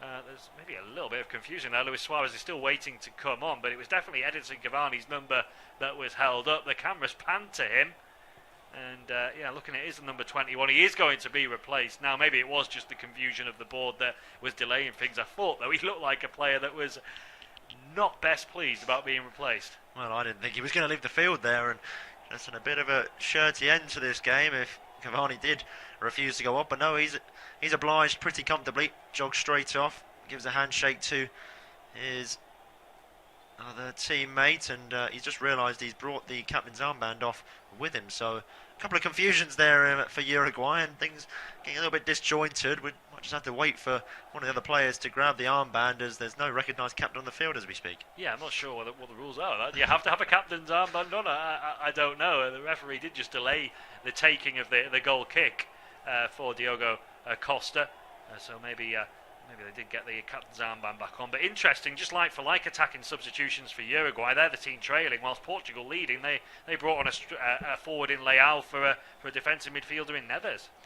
Yeah, so both teams definitely going hammer and tong, wanting to get the victory. Portugal, questionable tactics, but like you said, always good for a neutral standpoint to see more attackers come on, just to add a little bit more flair to the game, as if didn't have enough already as it is. It's been quite an interesting contest, and here comes Rodrigo Bentancur, unlucky to not have a goal himself as he's marauding down the left-hand side. He ran out of play there though, and he can only settle for a throw as Matthias Oliveira will look for an option forward. Luis Suarez drops in to offer some support. Does get it back though, Oliveira, and moves in field before spraying it towards the centre circle to where Jimenez was waiting. He then finds Arrasqueta in the middle, and now good build-up play here from Uruguay, working it from back to front. It's now with Pelistri, who's trying to take on a couple of players here. He's done really well to beat a couple of Portuguese men before Maxi Gomez is forced into going backwards. Gomez gets it back though, and it's a wonderful strike from Maxi Gomez, and it's ricocheted off the side of the post. He got the goalkeeper Costa beaten there, and that's a massive opportunity for Uruguay to level things. Oh, he's so unlucky. It's a brilliant strike from Maxi Gomez. Again, from good play from Pellistri, who's made a real difference. The substitutions, we question they're like for like in a lot of ways from Uruguay, but they have made a difference since coming on. That was a brilliant hit from Gomez. Diogo Costa beating all ends up, but he couldn't find a way beyond the upright.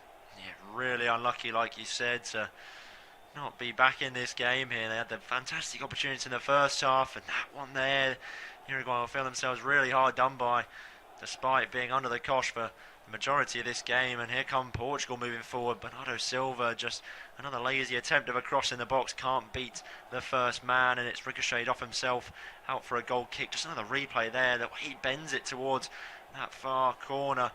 Costa's definitely beaten there, and as it comes back off the post, it hits the hand of Diogo Costa, just directing it away from danger. A really good opportunity to level things, and he's very unlucky. He is, and he was wheeling away, celebrating, wasn't he? He thought that had found the back of the net. Yeah, you get that feeling when you strike a ball, you tend to just know that it's going to beat the keeper, and that's what Gomez thought, but he couldn't get it beyond the post. So unlucky, and that would have been a wonderful introduction to the game for him. Yeah, fantastic way to announce his name in this year's World Cup. It wasn't quite meant to be. They're back in possession though, the South American side, and it's a really testing ball for Oliveira to meet on the touchline. He can't do so. It definitely gave him a lot to do there, did Jimenez.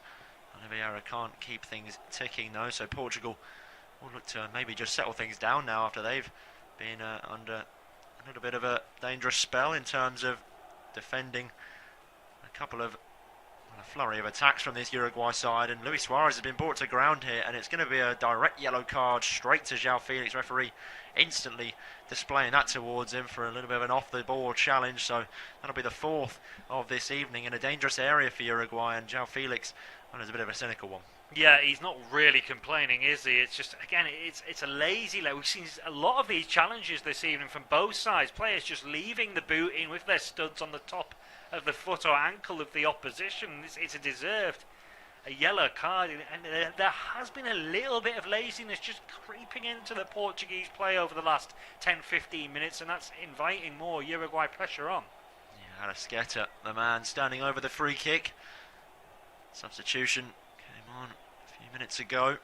Can he make an impact here, deliver a nice ball into the box? Not really within shooting range. There's a couple of players on the edge of the penalty area that could be an option if they want to catch out this Portuguese defence. He's going to go for a low ball in towards the front post, and Luis Suarez with another massive attempt on goal. It's just hit the outside of the netting of the goal, and Luis Suarez can't squeeze it in that tight angle.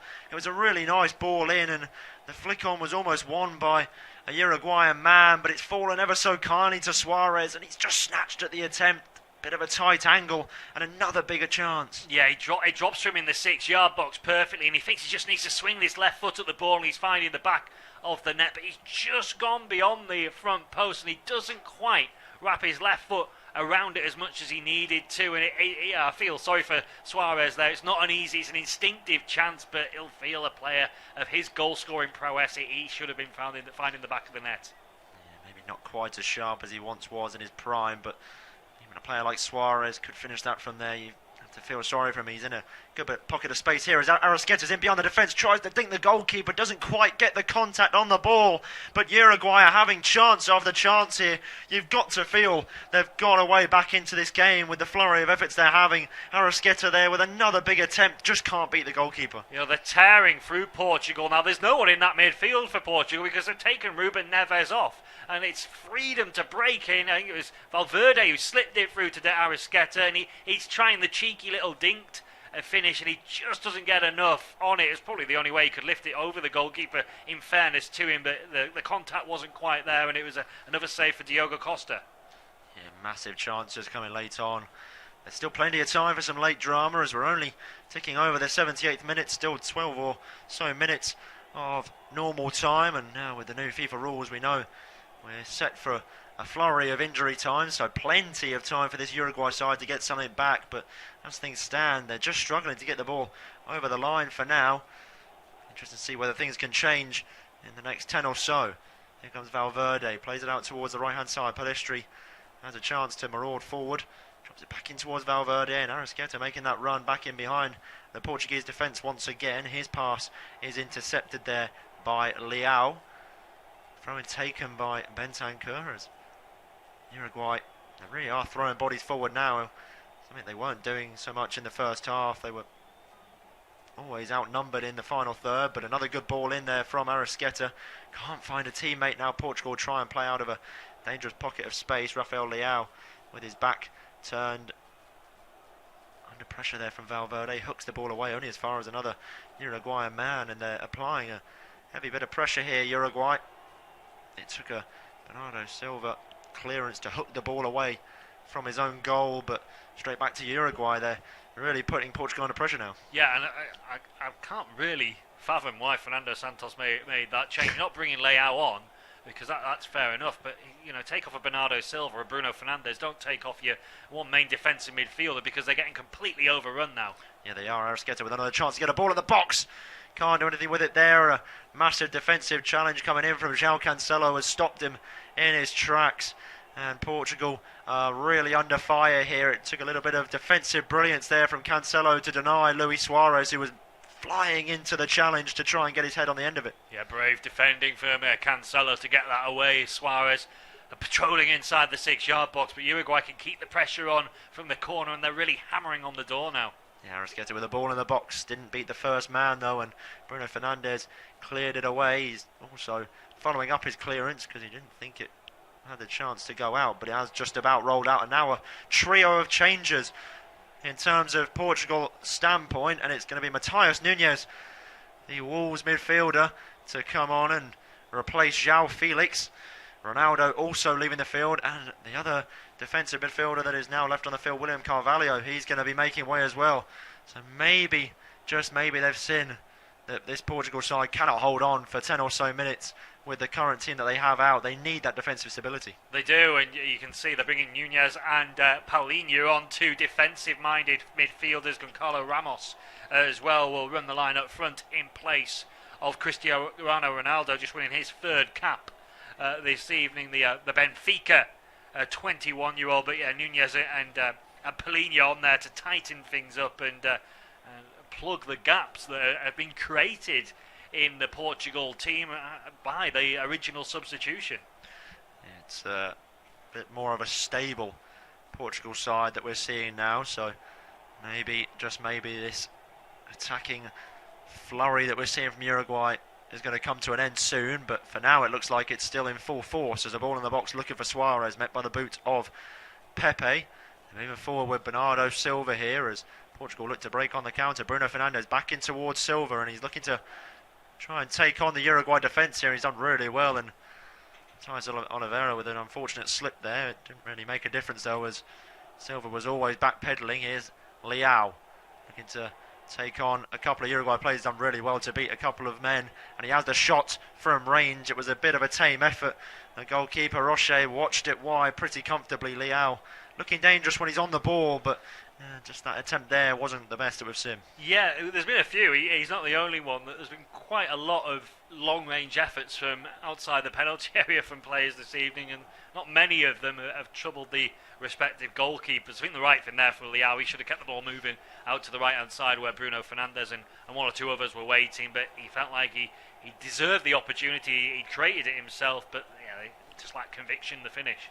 Yeah, here is Paulinho, the Fulham midfielder, who's having a fantastic season in the Premier League this year. He drops one off towards João Cancelo. Bruno Fernandes has options in the box, wants to go back towards Cancelo, and now I think Portugal have got the right idea. They're happy to conserve possession and just play with the ball at their feet as long as they've got it. Uruguay cannot equalise. There's a really good ball there though from Bruno Fernandes to find Ramos in behind the defence. He was always moving away from goal though, couldn't get a shot away. They're still in possession with Cancelo. Taking over the 83rd minute now. Still the scoreline reads Portugal 1, Uruguay 0. It's with Bernardo Silva about in line with the penalty area. Tries a 1-2 there with Matheus Nunes. He can't quite receive it back though, as Luis Suarez now with a hopeful ball over the top, looking to find Pellistri over on the far side. He's been beaten there by Rafael Guerreiro.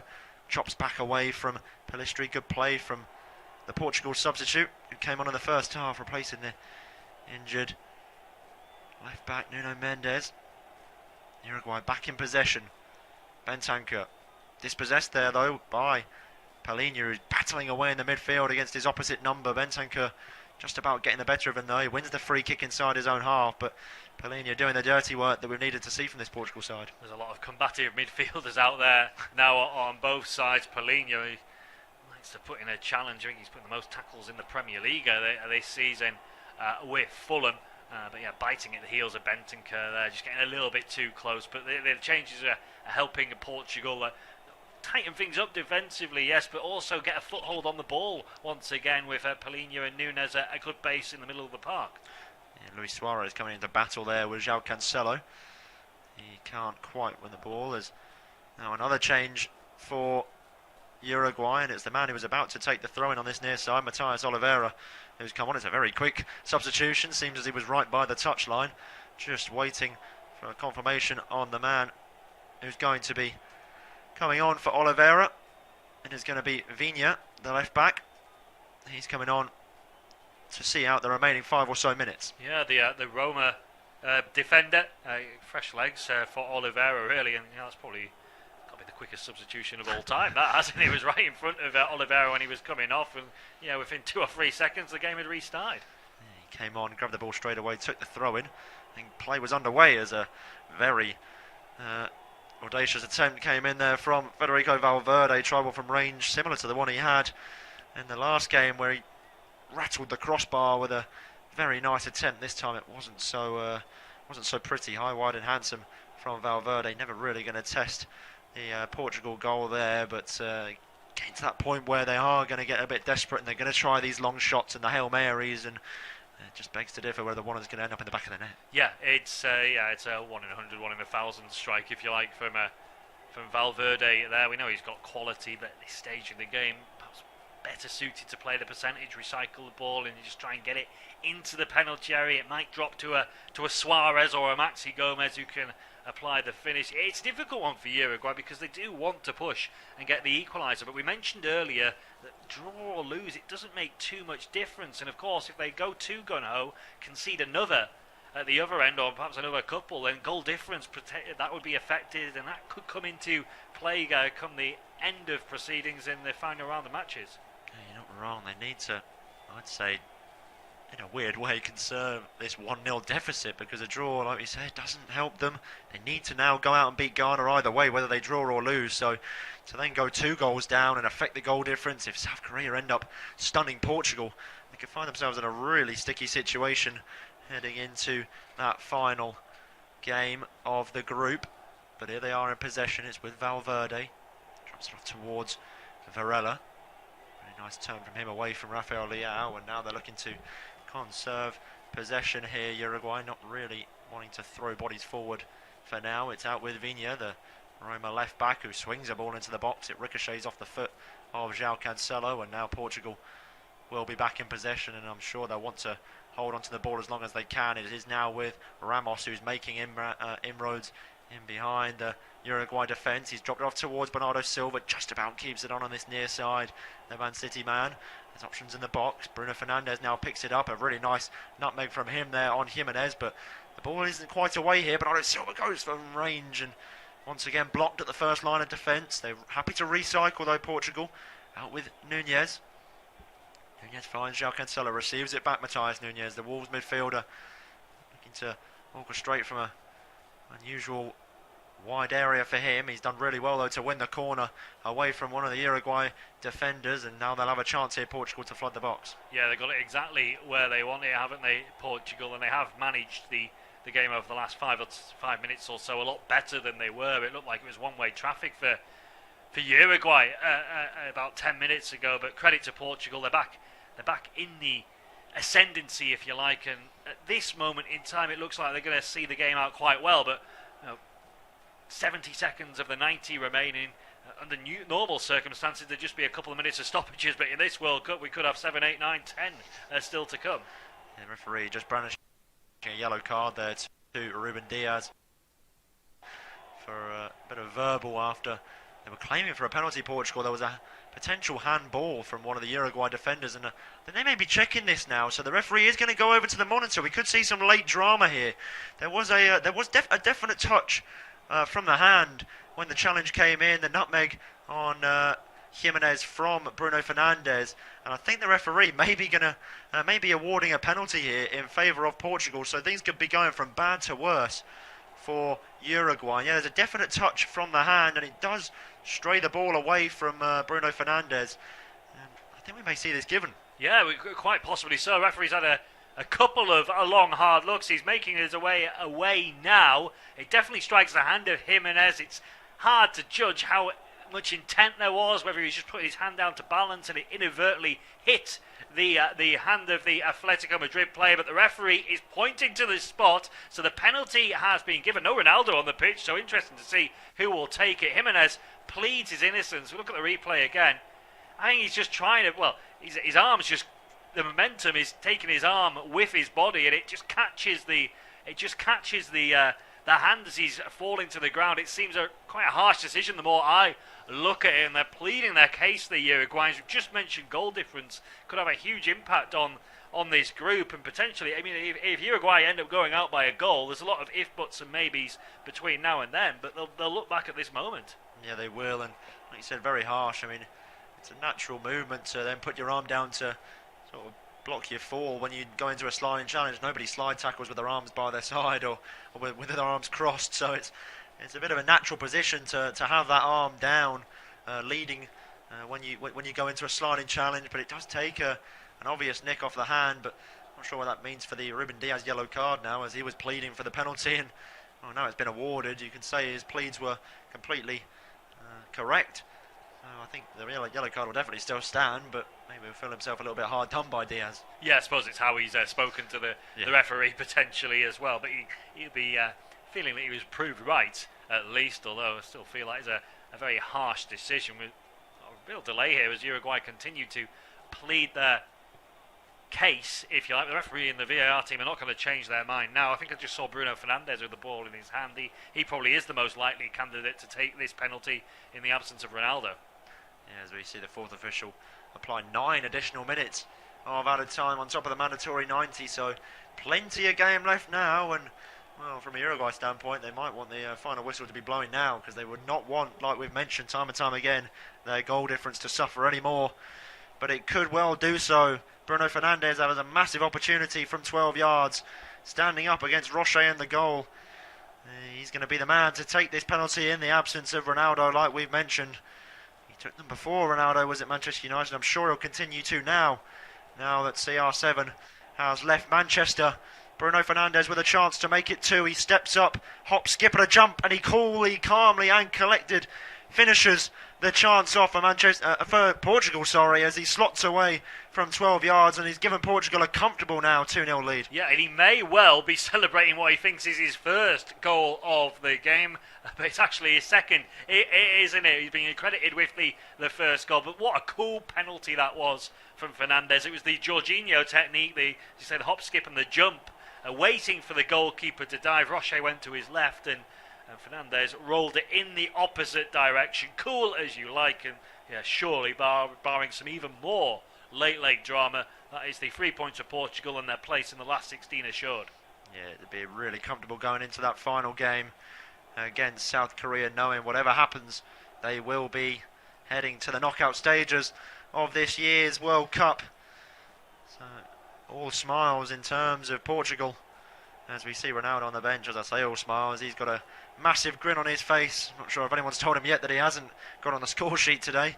I think he'll be too impressed when he hears that news. But Bruno Fernandes has got his second, got Portugal's second, and things are going from bad to worse for Uruguay. You just wonder how massive that chance for Bentancur was in the first half, what that could have done to sway the course of the game, and if that went in, we could be seeing a completely different story. Yeah, absolutely, a game of fine margins, but Portugal started the game on the front foot. They were the side dominating possession and looking to win the game from the first minute. I think they probably have done enough over the course of the 90 to merit the victory. Uruguay will argue they've created some really good opportunities. They were unfortunate when they hit the post as well with Maxi Gomez, but yeah, I think Portugal, for the majority of the game, have been the better side. Yeah, I agree. As Silva's not done running today. He's Moroni down the right hand side and trying to skip away from the incoming challenge from Vigna, but he was dispossessed by the Roma left back. But he can only put the ball out of play for another Portugal throw on this near side. Cancelo will jog down to take that as he just gets the ball back in possession. It's back with Pepe. Pepe feeds it all the way back to the goalkeeper now, and Diogo Costa, and they'll be happy to hold on to the ball now, Portugal, and keep a clean sheet after their antics against Ghana, and they got the job done, but wasn't in the finest of fashion, and it was a very scrappy game, and they just about scraped through. They want to make sure this is as clean as they can get it, as Uruguay back in possession. Viña trying to slot the ball through to Luis Suarez. Big sliding challenge comes in from Arrasqueta, but that was in vain, as now Bruno Fernandes is moving forward, and getting back is Bentancur, who's played his absolute socks off so far this evening. He's played the whole 95 minutes, and after going in the book, after just 5 or so minutes, we thought we may not see him for the whole 90, but he's still there and running as much as he can for his side. Moving forward, Valverde. Now it is with Bentancur. Tries to feed it in towards Luis Suarez. The ball over the top towards Maxi Gomez. Does find the veteran striker. Back towards Suarez. He can't quite get there, though. Doesn't quite have the legs, as Rafael Leao is in a much more defensive position to try and limit any sort of Uruguay goal. Moving forward, though, is Nunez. Skips past the oncoming challenge from Varela. Looked like he wanted a forward ball, but then just takes the sting out the attack. Back to walking pace are Portugal, as Ruben Diaz and Pepe will play between themselves. Pepe with the ball over the top, looking for Bernardo Silva. He just about keeps it in, the Man City man, and a big sliding challenge comes in from Pina to deny him, and Viña goes down under the challenge there. I think he may have just caught a stud in the groin there from Bernardo Silva, maybe accidental, but he definitely hit the floor. Yeah, it looked to be in a little bit of discomfort, not quite clear to see exactly what happened there. Maybe he overstretched himself slightly as well, the substitute left back, but yeah, the sting's been completely taken out of the game now by that second goal for Portugal. They're happy to just see out the proceedings now, and as you mentioned earlier, when the second goal went in, Uruguay would just take the final whistle as well to avoid any further damage to their goal difference. Yeah, they would not want to see a third go in. That would be a worst case scenario for this Uruguay side, who are now hanging on by a thread in their World Cup dreams at the hands of potentially Ghana or South Korea. Anybody could progress through this group, but it is going to be Portugal, who are a definite. They're going to be the side who will progress through to the round of 16, and here they come once again. They're still not done. They want more. Portugal, as Matthias Nunez is marauding down the left-hand side. Can he pick out a ball towards the back post? Bruno Fernandes is arriving. It's a great shot on goal, but a massive save from Rocher to keep their goal difference to a minimum in this game, as Bruno Fernandes has a massive opportunity to grab his hat-trick, but can't get past the man mounted in goal, that is Rocher. Yeah, the hat-trick, he wouldn't have known that opportunity would have been for the free goal haul. But a decent strike on the volley. Maybe could have brought it down. He had so much time at the far post, Fernandes, but a decent strike and a good piece of goalkeeping from Rocher. Yeah, they'll have a chance from the corner, though, to still threaten here, Portugal, but they will take it short and run down the clock. Bruno Fernandes looks to ricochet the ball off Arrasqueta, but in the end he's just punted the ball out of play for a goal kick, so definitely not what he was looking for. Yeah, toe pokes it straight out of play and immediately turns to the assist, and there's no chance that came off de Arrasqueta, and yeah, he's just chancing his arm, Fernandes. Yeah, but they've dispossessed Uruguay in a dangerous area. Rafael Leao getting to the end of a loose ball here as Bruno Fernandes finds himself on the edge of the box. He goes from range, and this time he rattles against the post. And Bruno Fernandes trying with all his might. He just can't get that hat-trick tonight. Yeah, really good first touch. Opens it out for him on the edge of the area, and he strikes the ball on the half volley, bouncing into the ground. It's not the cleanest of strikes, but I think that Rocher would have been struggling to get there had it been on target, but it just clips the outside of the post. Yeah, going down under the challenge was Pepe. Just inside the Portugal half, he is the man that received the captain's armband after Cristiano Ronaldo departed. And they will have their free kick inside their own half, and Ruben Diaz doing a couple of keepy-uppies inside his own half just to run the clock down. Luis Suarez having a few choice words with João Cancelo, the referee wanting to defuse that as quick as possible. Suarez still speaking to João Cancelo. He's not happy with something, and they're still going at it, these two. I think they may be talking about the incident that happened about 10 or so minutes ago where Suarez came flying in the back of João Cancelo after a good bit of defending from the Portugueseman. But nonetheless, we're back underway. Valverde in towards Bentancur. Twisting and turning away there from Bernardo Silva, and we are over the 9th minute of additional time, but I'm sure we'll have a minute or so more as the VAR decision took a decent chunk out of the additional time that we saw once we ticked over the 90th minute. Moving forward is Rafael Leao. Did well to try and get past Varela there, but really good strength from the defender, who's played the best part of 100 minutes now, Varela, but nonetheless he's showing no signs of stopping as he just pushes Leao to the floor with ease. His side are back in possession now with Vina on this left-hand side. Tries a ball over the top for Maxi Gomez. He's battling in the air with Pepe, but it's rolled through all the way to the goalkeeper. You just got to think that could be everything for Uruguay this evening. I think they may have ran their race. And the referee does blow his whistle to signify the end of an action-packed 100 minutes of football that we've seen as Portugal come out as 2-0 victors, and they will be flying through to the next round of the World Cup.